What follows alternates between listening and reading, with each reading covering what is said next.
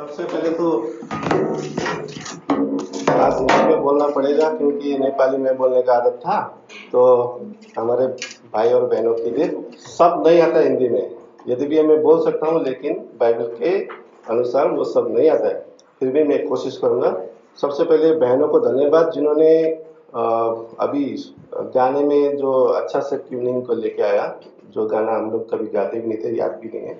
तो उसको सुन रहा था मैं, तो जैसे ब्रदर ने स्टार्ट किया था, तो उन लोगों को मैं धन्यवाद, क्योंकि जिस तरीके से हिंदी गानों को नेपाली में कन्वर्ट करके गाना, ये बहुत बड़ा बात है। तो ट्यूनिंग को भी बरकरार रखा। तो ये होता है एक दूसरे को मतलब उत्साह या सहयोग करना। लेकिन मेरा विषय ये भी नहीं था। मैं थोड़ा सा कुछ और बोलना चाहता हूँ मेरे विषय में। मेरा जो इस दिन में जो मैं गुजर रहा हूँ, तो उसके विषय में थोड़ा सा बात करूँ। तो इस प्रकार का है कि अभी बच्चे का एग्जाम है और मेरा दुकान जो मैं करता हूँ, और बहुत ऐसे तनाव से मैं गुजर रहा था। और क्यों ना गुजरूं, क्योंकि मेरा तो ऐसा ही है। फिर भी एक छोटा सा बता दिया, ऐसा मत मानिए कि ये मेरा पर्सनल व्यक्तिगत में क्यों बता रहा हूँ ऐसा कि बच्चे को भी स्कूल पहुंचाओ, फिर लेके जाओ, खाना पीना, अपना दुकान। और डीटीपी का जो काम है वो बहुत हार्ड काम होता है। जितने लोग करते हैं वो लोग समझ पातेंगे इस बात को, कि कोई भी एक कस्टमर को अगर आप एक डिजाइन करने के लिए बोलो तो मैक्सिमम आधा घंटा 1 घंटा देना पड़ेगा। और ऐसे दिन में कितने कस्टमर आएंगे अंदाजा आप लगा सकते हैं। तो इस भरी तनाव में आप अपना मन में से क्या निकाल के उसको दोगे और उसको अच्छा लगे, और उसके बाद उसको कंप्लीट करके देना है। तो ऐसे करके रात अभी टाइमिंग जो है सुबह से लेकर 7-8 बजे, बीच में जो 2-3-4-5 घंटा जो है बच्चे के ऊपर बिताओ उसमें। उसके बाद जो कस्टमर को, और उसके बाद जो बचा है सुबह का जो है प्रभु का जो समय होता है, और शाम को जो है उसके बाद 9-10 बज जाता है। अभी समस्या ये था कि इस बार मैं क्या बोलूं, और समय नहीं है। लेकिन फिर भी मैं इतना कोशिश करके नहीं आया हूँ, पहले बता दिया आपको। तो फिर भी जितना भी है, परमेश्वर ने जितना भी मैं पढ़ता रहता हूँ, जितना भी है उसको आज देखेंगे। ऐसा नहीं है कि मैं बहुत परफेक्ट हूँ, लेकिन समझने की कोशिश करेंगे। तो मैं ये बताना चाह रहा था कि हमारे जीवन में जितनी भी मुश्किलें आए, हम सारी चीज़ों को प्रभु यीशु ख्रिस्ट या परमेश्वर को केंद्र बिंदु मानकर चलेंगे तो हर एक चीज़ें आसान भी हो जाता है।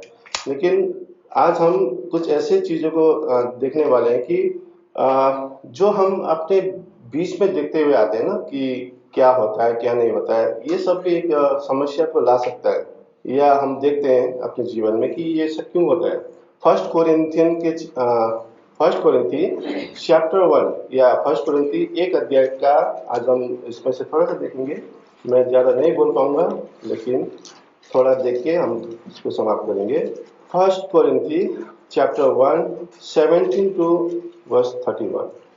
अभी मैं क्या करूं, नेपाली में पढ़ूं या आप हिंदी में पढ़ेंगे? तो पढ़ लीजिए, 17 से लास्ट तक पढ़ दीजिए। क्योंकि मसीह ने मुझे बपतिस्मा देने को नहीं वरन समाचार सुनाने को भेजा, और यह भी मनुष्य शब्दों के ज्ञान का, ऐसा न हो कि क्रूस व्यर्थ ठहरे, क्योंकि क्रूस की कथा नाश होने वालों के निकट मूर्खता है, परंतु हम उद्धार पाने वालों के निकट परमेश्वर की सामर्थ। लिखा है, ज्ञानवानों के ज्ञान को नाश करूंगा और समझदारों की तुच्छ कर दूंगा। कहाँ रहा ज्ञानवान, कहाँ रहा शास्त्र, कहाँ रहा विचार का विवादी? क्या परमेश्वर ने संसार के ज्ञान को नहीं ठहराया कि जब विज्ञान के अनुसार ने ज्ञान से परमेश्वर न जान, परमेश्वर को यह अच्छा लगा कि प्रचार की किताब के द्वारा विश्वास करने वालों को उद्धार दे। यहूदी तो चिन्ह चाहते हैं, यूनानी ज्ञान की खोज में है, और हम तो उस क्रूस पर चढ़ाए हुए मसीह का प्रचार करते हैं, जो यहूदियों के निकोकर का कारण अन्य जातियों निकट मूर्खता है, परंतु जो बुलाए हुए हैं क्या यहूदी क्या यूं निकट मसीह परमेश्वर की सामर्थ और परमेश्वर का ज्ञान। परमेश्वर की कथा मनुष्य के ज्ञान से ज्ञानवान है, और परमेश्वर की निर्बलता मनुष्य के बल से। एक भाइयों बुलाए जाने सोचो कि न शरीर के अनुसार बहुत ज्ञानवान और न बहुत सामर्थ और न बहुत कुलीन बुलाए गए, परंतु परमेश्वर ने जगत के मूर्खों को चुन लिया है, ज्ञानियों को लज्जित, और परमेश्वर ने जगत बुलों को चुन लिया है कि बलवानों को लज्जित है, और परमेश्वर ने जगत के नीचों तुच्छों को वरन जो है भी नहीं उनको ही चुन लिया कि उन्हें जो है व्यर्थ, ताकि कोई प्राणी परमेश्वर घमंड न करने पाए, परंतु उसी की ओर से तो यीशु में हो परमेश्वर की ओर से हमारे लिए ज्ञान ठहरा, अर्थात धार्मिकता, अपरता और छुटकारा, ताकि जैसा लिखा है वैसा ही घमंड करे वो प्रभु। आपको धन्यवाद। सबसे पहले यहाँ पौलुस जो है यहाँ पे कुरिन्थी के चर्च में या कुरिन्थी वासियों में कुछ समस्या को वो देखते हैं कि बहुत से ऐसे समस्याएं थे जिसमें दो भाग होने का जैसा ऐसा समस्या दिख रहा था।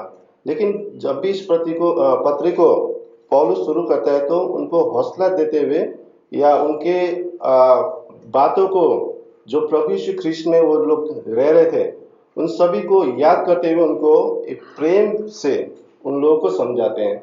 यदि भी हम फर्स्ट चैप्टर को ही पढ़ेंगे 1 से 9 पद तक, तो वहां पे लिखा है कि परमेश्वर का अनुग्रह आप सब लोगों के ऊपर तो है और मैं इसके लिए धन्यवाद भी देता हूँ और ये भी जानता हूँ कि आप लोग सब क्या है वचन में हैं और सारा ज्ञान में भी अच्छे हैं, सब कुछ में आप लोग पक्के हैं। तो उन लोगों को ऐसे प्रेम से यहाँ पे समझाने की कोशिश कर रहे हैं और जिसके आगमन की हम बाट देखते रहते हैं या रास्ता देख रहे हैं वो भी ठीक है और आप जो विश्वास योग्य है और जिस संगति में आप बुलाए हुए जो कि है प्रभु यीशु ख्रीस्त के संगति में आप जो लोग बुलाए गए हैं, तो इन सभी बातों में आप सभी बहुत अच्छे सही जा रहे हैं, एकदम ठीक है। लेकिन फिर भी कुछ कुछ बातों को मैं क्या सुनता हूँ कि आप लोगों के बीच में कुछ गड़बड़ है। किससे सुनने को मिलता है? किसी दूसरे से। तो इस बातों को समझाने के लिए तो पौलुस ने 17 पद से इसी बात को एक केंद्र बिंदु को रखते हुए उनके बीच में इन बातों को रखता है। किस बातों को केंद्र बिंदु बना रहा है? क्रूस के उस प्रचार को, उसको एक केंद्र में रख के यहाँ पे बात करना है, वो समझा रहे हैं।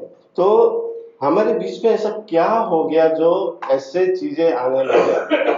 विचार करके देखें, या इनके बीच में ऐसे क्या चीजें आ गया, ऐसे क्या ऐसे ज्ञान की बातें आ गया या ज्यादा ज्ञान की बातें आ गया या मूर्ख बातें आ गया या ऐसा क्या चीज हो गया जो इस कलीसिया में झगड़ा होने का जैसा या बीच में दो भाग होने का जैसा वचन आ गया, है कि नहीं? यहाँ पे विभाजन क्या सही शब्द होगा, विभाजन का जैसा एक बात आ गया। लेकिन फिर भी पौलुस यही बोलता है कि मैं नहीं हूं, आप लोग गलत समझते हो, मैंने किसी को बपतिस्मा नहीं दिया या मेरे नाम से बपतिस्मा नहीं दिया, मैं आपके लिए क्रूस पे नहीं चढ़ा हूं, आप ऐसे क्यों सोचते हो?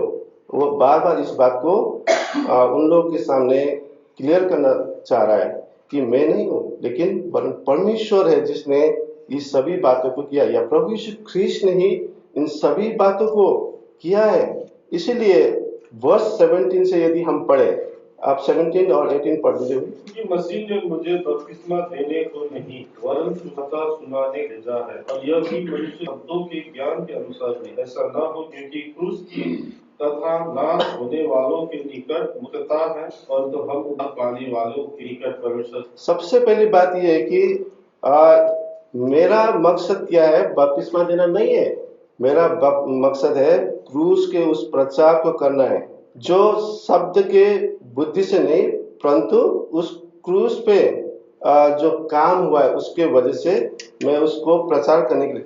इसका मतलब ये नहीं कि वो बपतिस्मा को मतलब महत्व नहीं दे रहा है, ऐसा नहीं है, लेकिन ये तो सेकंड स्टेप है ना, बाद में आएगा बात को, ये बपतिस्मा वाला बात। लेकिन बहुत से लोग इसी में तर्क करते जा रहे होंगे। तो ऐसा क्या हो गया कि पौलुस उन सभी को का ध्यान कहाँ पे लेके जा रहा है? क्रूस पे हुए उस कार्य के ऊपर लेके जाने के लिए वो कर रहा है ना? अब उनके मनों को, उनके दिमाग को, आप लोग किधर हो, आप इस बातों पर आइए कि प्रचार, जो हमारा मुख्य उद्देश्य क्या है? प्रचार करना है। तो यहाँ पे हम लोग क्या देखते हैं कि अगर 18 वर्ष में पढ़ेंगे, अगर मैं पढूं नेपाली में, तो किनकि क्रूस को प्रचार चाहिँ नष्ट होनेका लागि मूर्खता हो, तर हामी मुक्ति पाउनेहरूका निम्ति चाहिँ परमेश्वरको सामर्थ्य हो। यहाँ पे दुईटा विभाजन पौलुसले गरिरहेको छ। दुई अलग अलग पार्टमा हामीले बुझ्यौं कि क्रूस को प्रचार चाहिए, या प्रचार बने को क्रूस का वचन, या वचन बोले तो क्रूस में जो मसीह लटका हुआ है उसका अगर आप देखेंगे तो वो नष्ट होने के लिए क्या है, नष्ट होने वाले लोगों के लिए क्या है, वो मूर्ख का बात है, वो नहीं समझ पाएंगे। बट इंग्लिश में लिखा है बट, लेकिन नेपाली में तर, क्योंकि, ये हिंदी में क्योंकि या तर हामी मुक्ति पाउनेहरूका निम्ति चाहिँ परमेश्वरको सामर्थ्य हो।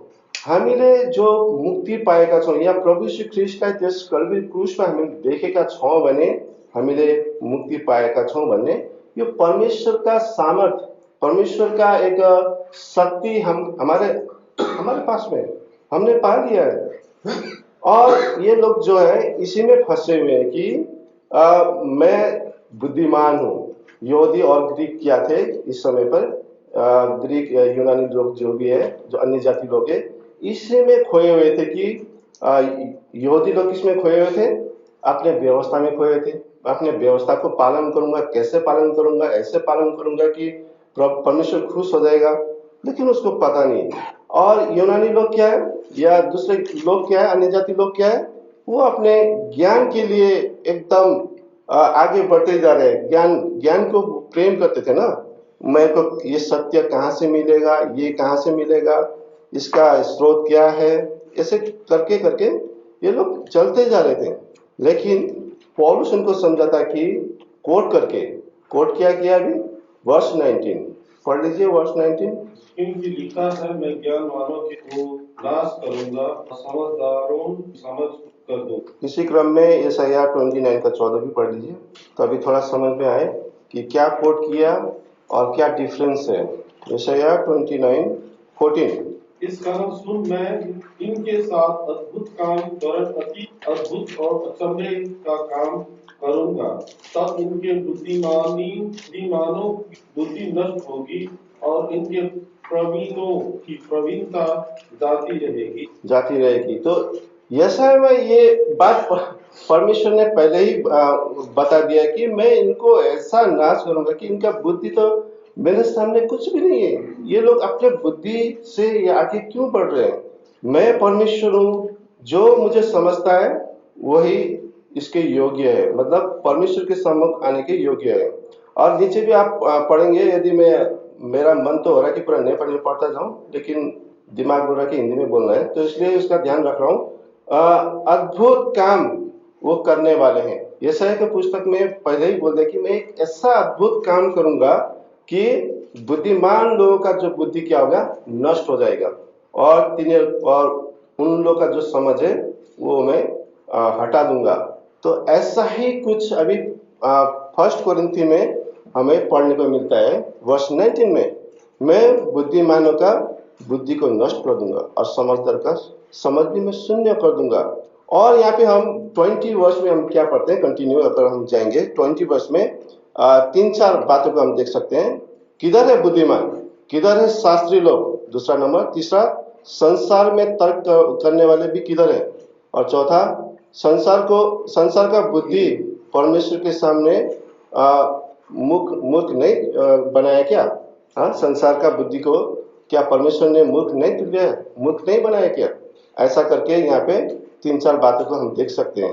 पहला क्या है, वो पूछता है कि किधर है बुद्धिमान लोग। संसार में आज लोग देखते हैं ना, कितना बुद्धिमानी लोग, शास्त्री लोग जो बहुत पढ़े लिखे, PhD ChD, जो हमको पता भी नहीं है, वैसा पढ़ के रखा है, लेकिन उनको ये बात समझ में नहीं आता है कि परमेश्वर उस क्रूस में मर चुके हैं, जो कि परमेश्वर ने ऑलरेडी इनके सामने रख दिया है, जो पहले भी बता चुके हैं, और हमेशा आगे एक सूचना देने का जैसा इन यहूदी और ग्रीक को दिया गया था। लेकिन फिर भी ये लोग क्या है, नहीं समझ पाते थे।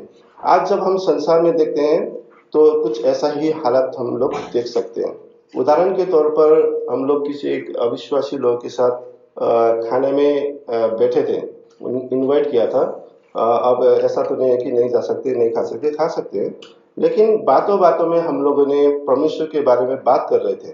तो मुझे ये बात समझ में आई कि जब उसके बातों को मैं सुन रहा था, या हम लोग उससे तर्क वितर्क कर रहे थे कि वो भी बहुत बाइबल को पढ़ चुका है।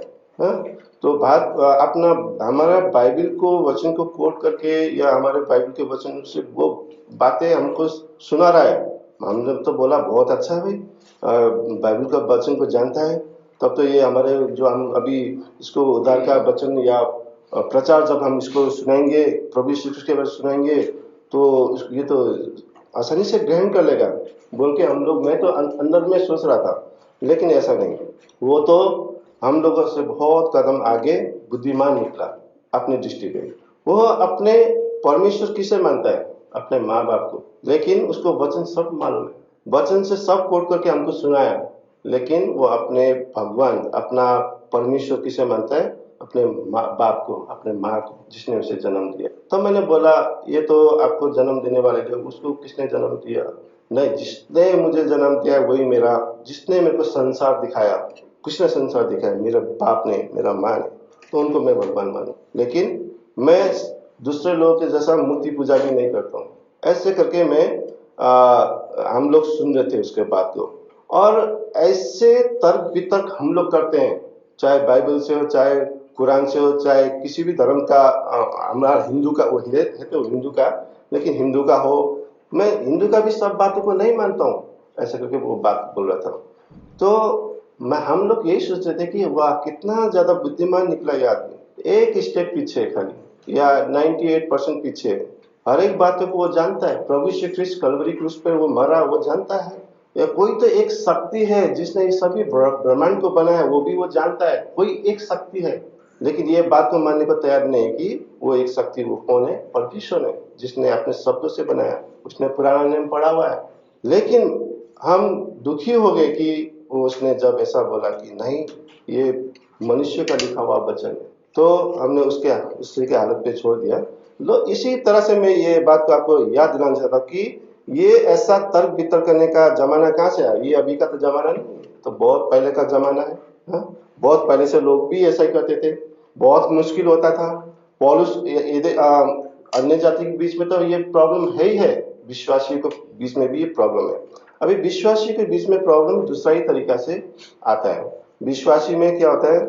वचन का ज्यादा ज्ञान, या मेरे से बढ़कर और कोई नहीं, ऐसा होने से हम क्या है, अपने आप में घमंड में बढ़ते जाते हैं और अपने आप को हाईलाइट जिसे बोलते हैं वो करते ही चले जाएंगे। कभी कभी हम ऐसा देखने को मिलता है। ऐसा क्यों करते हैं? क्या परमेश्वर उनके साथ में नहीं है क्या? वो एक विश्वासी है, परमेश्वर का संतान है, परमेश्वर का लड़का या लड़की है। हर एक बातों में दूसरों पे ऊपर डिपेंड रहना, ऐसा, या डिपेंड रह के बताना, एक इसे कहते हैं हाईलाइट करना। तो ऐसा भी चीजें जो है परमेश्वर के सामने क्या है, ठीक नहीं माना जाता है। और समटाइम्स क्या होता है कि कोई इधर फील्ड पे आके अगर कोई वचन बांटे, तो वो ब्रदर का बहुत अच्छा प्रचार था, ये ब्रदर ने बहुत अच्छा प्रचार किया, दैट मीन्स ब्रदर का प्रचार, परमेश्वर का प्रचार तो हुआ ही नहीं ना। परमेश्वर का तो कोई वचन ही आपके जीवन में काम नहीं किया, ब्रदर का प्रचार, वो ब्रदर का तो बहुत अच्छा होता है, वही देने से अच्छा है। इसीलिए यहाँ पौलुस क्या बोलता है कि अब आप पढ़ दीजिए 12 और 13, वर्स 1, चैप्टर 1 वर्स 12 एंड 13। मेरा कहना यह है कि तुम में से कोई तो अपने आप को पौलुस का, कैफा का, कोई मसीह का कहता है। क्या मसीह बढ़ गया? क्या तुम्हारे चढ़ाया गया? या तुम्हें के नाम पर? और ये कोई साधारण बात नहीं है, मतलब एकदम बहुत गंभीर बात है। ऐसा चीजें होना या किसी को ऐसा मानना बहुत गंभीर बात है, क्योंकि ये एक बार पौलुस ने नहीं बोला है, ये दूसरा बार भी बोला है। वर्स चैप्टर 3 वर्स 4 पढ़ लीजिए भाई, वर्स 4 एंड 5।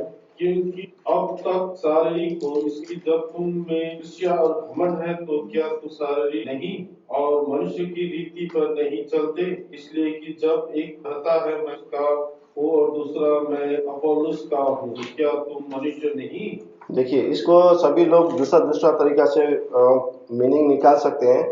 परमेश्वर का ज्ञान अद्भुत है, परमेश्वर का वचन रहस्यमय है, परमेश्वर का वचन बहुत अद्भुत तरीका से चारों कोनों से अगर आप प्रचार करेंगे तो ये मिलके ही आएगा।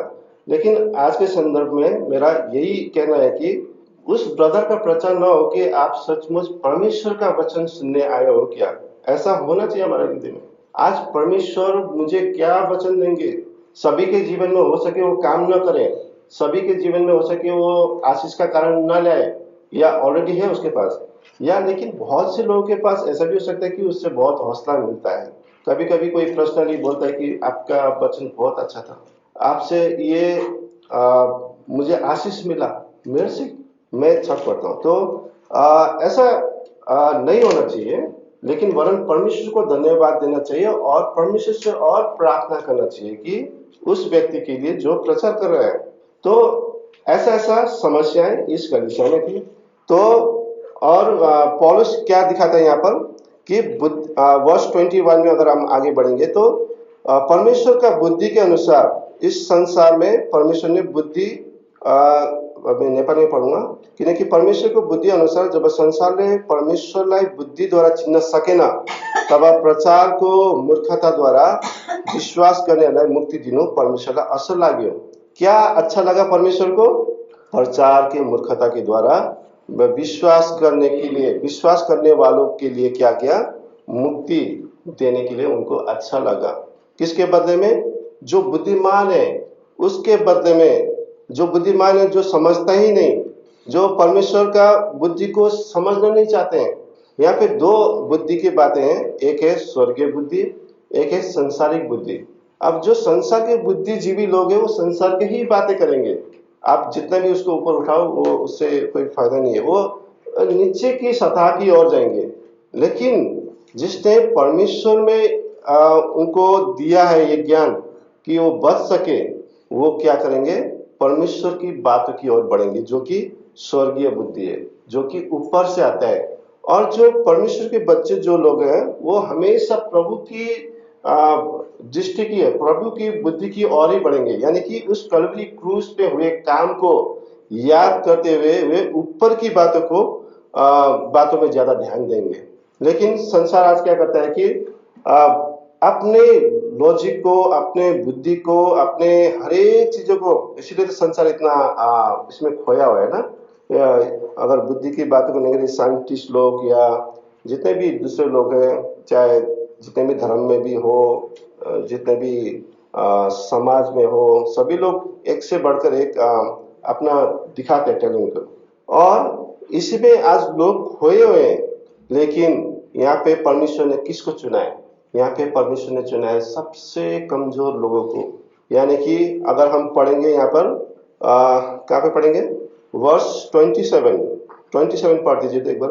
परंतु परमेश्वर ने जगत के मूर्खों को चुन लिया है कि ज्ञानियों को लज्जित करे, और परमेश्वर ने जगत के निर्बलों को चुन लिया है बलवानों को लज्जित। अब इसका मतलब ये नहीं है कि संसार में जिस मूर्ख लोग को चुन लिया तो वो मूर्ख ही है, नहीं, ऐसा नहीं है। वो समझदार लोग हैं। क्यों समझदार लोग हैं? क्योंकि उस कलवरी के क्रूस पर हुए काम को उन्होंने पहचान लिया है। उन्होंने उसको खोद तलाश करके उसको मान लिया है। उनको वो विश्वास कहाँ से आया?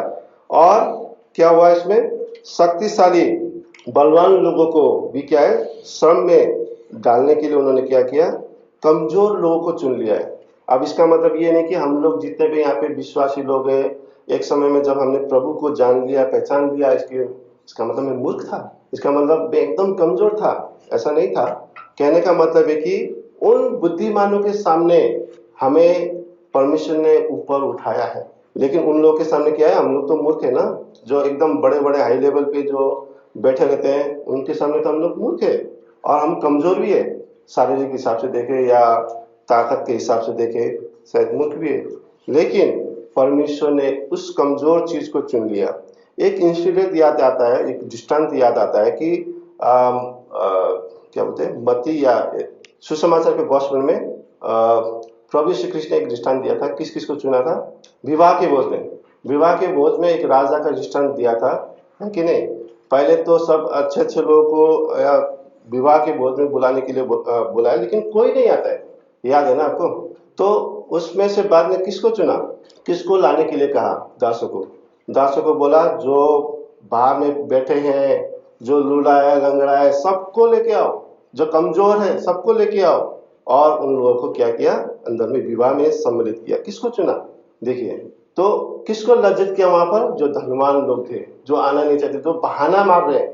आज भी लोग कई हम लोग गॉस्पेल सुनाते हैं या किसी को व्यक्तिगत रूप से सुनाते हैं, बहाना मारते हैं। मैं वही एक भाई का ये उदाहरण देता हूँ। किसी को जब हम सुसमाचार सुनाते हैं, उसको बहुत सी सारे ऐसे ज्ञान की बातें वो बैठ के सुनता है हमारे साथ में। तो जब भी मीटिंग में आने के लिए बोलो, उसका कोई ना कोई बहाना इतना ज्यादा हो गया कि अभी उसको शर्म लगता है कि मेरे सामने में आने के लिए। इतना ज्यादा बहाना हो गया, मेरे शर्म, मुझे वो दूर से देख के ही वो अपना रास्ता मोड़ लेता है। क्यों? अभी ये भैया तो मेरे को फिर सुनाएगा। शुरू में तो बहुत चाव से सुना, बहुत अच्छे से, yes yes yes, okay okay, अब त म यो भाइरको मन पर्दैन, तपाईँहरूको पुरा राम्रो लाग्छ। अभी उसका मन में क्या बात है मैं नहीं जानता हूँ, लेकिन अभी मैं उसको नोटिस करता हूँ तो वो दूर से अपना रास्ता पकड़ लेता है। ऐसे ऐसे लोग हैं, यानी कि उसको सब बातें पता हो गया, सब बातें मैंने निचोड़ के बताया या हमने बताया, मैं अपना बड़ा नहीं कर रहा हूँ, हमने बताया, तब भी मनुष्य के दिमाग में वो बात नहीं जाता, बहुत मुश्किल होता है। तो ये है संसार का बुद्धि, एक्सेप्ट नहीं करेगा। लेकिन अगर परमेश्वर ने चुना है तो उसको एक दिन अवश्य उसको लेके भी आएंगे, लेकिन समय भी लगता है। जैसे पौलुस बोलता है कि मैंने तो खाली पानी डाला, उसने ये खाद डाला, लेकिन बढ़ाने वाला कौन है? परमेश्वर है। तो परमेश्वर के ऊपर ही हम डिपेंड, या परमेश्वर के ऊपर ही हम भरोसा रख सकते हैं। इसलिए हमारे पास ऐसा कुछ भी नहीं है कि हम अपने आप को घमंड से घमंड दिखाएं कि मैं ये हूं, मैं वो हूं। कुछ भी ऐसा बात नहीं है हमारे अंदर में। एक गाना भी है, मुझ में ऐसा कोई खूबी नहीं है, मुझ में ऐसा कोई खूबी नहीं था, सबने मुझे छोड़ दिया था, ऐसा करके एक गाना है। लेकिन परमेश्वर ने मुझे सौभाग्य दे, जैसे अभी हम लोगों ने सुबह आराधना के समय में गा रहे थे, बाप के दाहिने बैठ जाएंगे, ये क्या है? हमारा सौभाग्य है। ऐसे दो चार पंक्ति में सौभाग्य की बात है। हमारे लिए कितना ऐसा सौभाग्य की बात है कि हम परमेश्वर के साथ में राज्य करेंगे, परमेश्वर के साथ में बैठेंगे, परमेश्वर के सामने आमने सामने में उपस्थित होकर आराधना स्तुति करेंगे, उनके दाहिने बैठ जाएंगे। ये क्या सब बातें क्या है? सौभाग्य की बात है। इसलिए इसको जो है हमको संरक्षण करके रखना है ना, इसको सेफ मतलब सुरक्षा करके रखना है। इसको बोस्टिंग के रूप में नहीं लेना है, मतलब घमंड के रूप में नहीं लेना है, या इसको हाईलाइट करना अपने जीवन से नहीं करना है, क्योंकि ये खतरा का चीज है। और विशेष करके कहां पर? मंडली के अंदर में ये सब नहीं होने से ही अच्छा है। इसीलिए कोरिन्थी में इतना प्रॉब्लम चल रहा था कि बार बार पौलुस यही बताता है कि ऐसा नहीं है, ऐसा नहीं है। लेकिन अगर आप चैप्टर 3 के, वो कैसा एंडिंग करता है अपने पत्री को, चैप्टर 3 के लास्ट में अगर आप पढ़ेंगे 22 और 23 में, क्या पौलुस, क्या अपोलोस, क्या कैफा, क्या जगत का जीवन, क्या मरण, क्या वर्तमान, क्या भविष्य, सब कुछ, और तुम मसीह के हो और मसीह परमेश्वर है। सबसे बड़ी बात यह है कि प्रभु यीशु ख्रिस्ट हमारा है, हम लोगों का है। और प्रभु यीशु ख्रिस्ट किसका है? परमेश्वर का है। बात यहीं पे खत्म। फिर हम किस चीज पे घमंड करेंगे? फिर हम किस चीज पे यूं इतना मैं ये कर रहा हूँ, मैं वहां जा रहा हूँ, मैं ये कर रहा हूँ, मैं मेरे लिए ये करो, मेरे लिए वो करो, क्यों इतना? तो एक हद तक ठीक रहता है, लेकिन बहुत से चीजों में ये एक उसका कारण भी बन जाता है। तो इससे भी हमें सतर्क रहना चाहिए। और वर्ष 31 लास्ट पद, ताकि जैसा लिखा है वैसा ही हो, जो घमंड करे वो प्रभु। हमारा सिर्फ घमंड हमारे अपने जीवन पे नहीं होना चाहिए। किस पे होना चाहिए? प्रभु पे घमंड होना चाहिए। क्यों घमंड होना चाहिए? प्रभु ने ऐसा क्या कर दिया कि हमें उस पर गर्व करना चाहिए? आपको मालूम है, हमको मालूम है, बार बार बोलने की जरूरत नहीं है। यिर्मयाह का किताब 9 अध्याय 24 पद पढ़ लीजिए। यिर्मयाह का किताब, पुराना नियम 9 अध्याय 24 पद। परंतु जो घमंड करे वो इसी बात पर घमंड करे कि वो मुझे जानता और समझता है कि मैं ही वो यहोवा हूँ, जो पृथ्वी पर करुणा, न्याय और धार्मिकता के काम करता है, क्योंकि मैं इन्हीं बातों से प्रसन्न रहता हूँ। सबसे बड़ी बात है कि परमेश्वर किस बातों से आपसे प्रसन्न हो, क्या बात आप करेंगे, क्या उनके लिए सब कुछ करेंगे कि परमेश्वर आपसे प्रसन्न हो, कि आप यही जाने कि परमेश्वर ही आपके लिए सब कुछ है। वही करुणा है, वही न्याय है और वही धार्मिकता है। और ये सभी कुछ किसने किया है? प्रभु यीशु कृष्ण ने आपको करके दिया है। वर्स 30 पढ़ लीजिए भाई। 30 चैप्टर 1 30 फर्स्ट कोरिन्थियंस। परंतु उसी की ओर से ज्ञान है। देखिए कौन हमारे लिए क्या बना? परमेश्वर की ओर से हमारे निमित्त कौन बुद्धिमान बना? प्रभु यीशु ख्रिस्ट। कौन धार्मिक? धर्म लिखा है तो धार्मिकता से समझिए, धार्मिकता बना। कौन बना? प्रभु यीशु ख्रिस्ट बना। कौन पवित्रता का छुटकारा का कारण बना? प्रभु यीशु ख्रिस्ट बना। तो हमें घमंड करना है तो किसके ऊपर घमंड करना है? प्रभु यीशु ख्रिस्ट के उस कार्य के ऊपर घमंड करना है। या हम परमेश्वर को जानते तो उसके ऊपर घमंड करना है। तो इसके बदले में क्या होगा?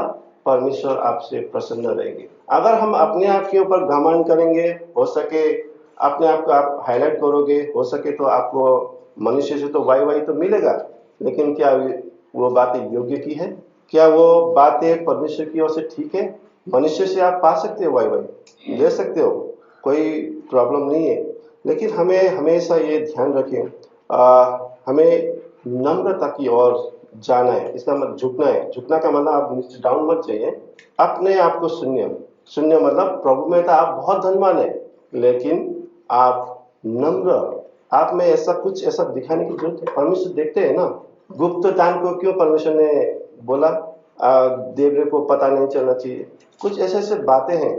हर एक देने के टाइम में गुप्त करके देना नहीं है। हर एक चीजों में आप इसको अप्लाई करके देखिए कि आप परमेश्वर आपको देख रहे हैं ना गुप्त में, आप किस तरह का हृदय का आदमी है, किस तरह के आप सभी लोग हैं। तो ये चीजें मनुष्य में आजकल यही समस्या है कि मैं सबसे आगे होना है। तो कोरिन्थी के चर्च में यही एक प्रॉब्लम ज्यादा आ रहा था कि आप लोग क्यों ऐसे करते हो? क्यों दूसरे मनुष्य को आप इंपॉर्टेंस दे रहे हो? क्यों अपने बुद्धि में, आप व्यवस्था में आप आगे बढ़ रहे हो? क्यों अपने तर्क वितर्क में आगे बढ़ रहे हो? क्या ये काफी नहीं है कि प्रभु यीशु ख्रिस्त उस कलवरी क्रूस पे मर चुके हैं, जिन्होंने पहले ही भविष्यवाणी आपको कर दिया था कि आपके लिए वो मरेंगे, एक मसीहा आएगा बोल के। इन सभी बातों में इसीलिए ये पौलुस जो है यहाँ पे उनको समझाता है कि आप लोग सब कुछ ठीक हो, सब में ठीक है, आप लोग धनवान भी है, सभी कुरा में आप वचन के ज्ञान में, अपने हर एक चीजों में ठीक हो, अच्छी बात है। लेकिन साथ साथ में ये सब समस्या जो आ रही है उसका भी आपको ध्यान में रखना पड़ेगा। और ये सभी बातों में जो आप लोग आरोप लगाते हो ये क्या है? ठीक नहीं है। इसलिए पौलुस हमेशा ये उनको चैप्टर 1 और चैप्टर 2 में अगर आप ध्यान से पढ़ेंगे और चैप्टर 3 में, तो बुद्धि की बातों और ये जो विभाजन की बातें हैं इनको क्लियर करने के लिए पौलुस यहाँ पर कोशिश कर रहा है। और यहाँ पे जैसे अगर आप चैप्टर 1 का 20 वर्स टू 31 तक अगर आप पढ़ेंगे, वचन का स्टार्टिंग कैसे हो रहा है?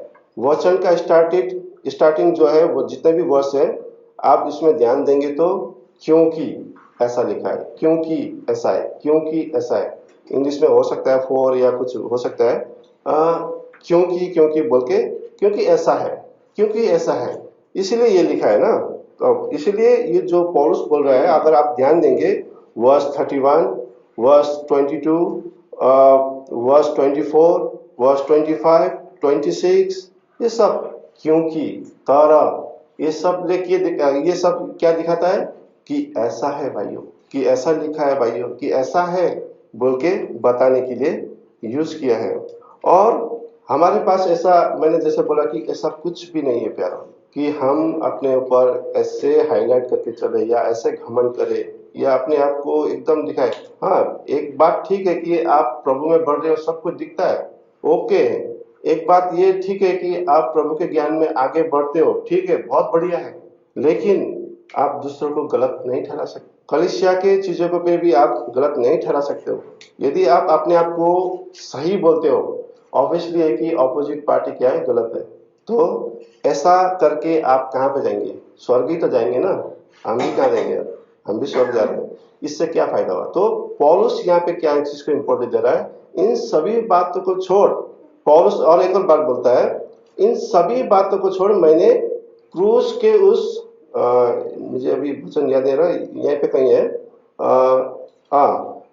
चैप्टर 2 वर्स 2 पढ़ लीजिए। मैंने यह ठान लिया है ठान लिया था कि वे यीशु मसीह वरन क्रूस पर चढ़ाए हुए उसी को छोड़ और किसी बात को न जानते। हाँ, उस क्रूस पे टंगे हुए बातों को छोड़ और मैंने किसी चीज को जानने का निर्णय भी नहीं किया हूँ।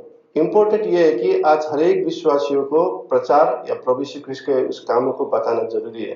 बपतिस्मा मैं प्रचार करूंगा, मैं गाना गाऊंगा, ये इम्पोर्टेंस नहीं। इम्पोर्टेंस है कि आप इंडिविजुअली प्रचार करने में एकदम, वो बपतिस्मा तो बाद में होगा ना। यहाँ पे बपतिस्मा के बारे में तर्क करता है, बपतिस्मा वचन प्रचार वो तो बात की बात है ना। लेकिन सबसे इम्पोर्टेंट बात क्या है कि प्रचार करना, प्रभु श्री कृष्ण के उस कार्य का व्यर्थ नहीं जाना। मतलब दिन ब दिन जो है टाइम वेस्ट हो रहा है ना, तो जितना जल्दी हो सके प्रभु के उस कार्य को, मतलब इन सभी जितने भी बातें बोल रहे हैं यहाँ पर, चाहे मूर्ख वाली बात हो, चाहे वो सभी एक ही बात को केंद्रित करते हैं कि कलवरी में हुए उस क्रूस को याद करो।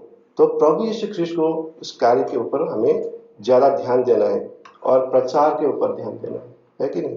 वो बाकी बात तो हमारा आत्मिक जीवन, व्यक्तिगत जीवन एकदम परमेश्वर के सामने ठीक होने से तो एकदम ठीक है ना।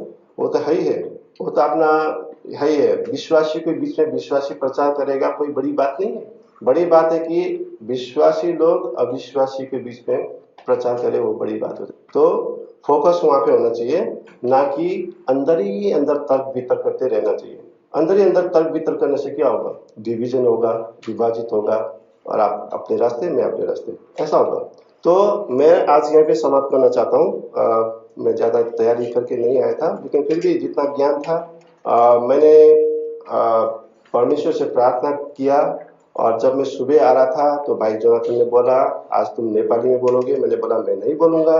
मेरा कहने का मतलब था जो भी मैं बोलूंगा परमेश्वर बोलेंगे, मुझे कुछ पता नहीं है, ये मेरा तात्पर्य था।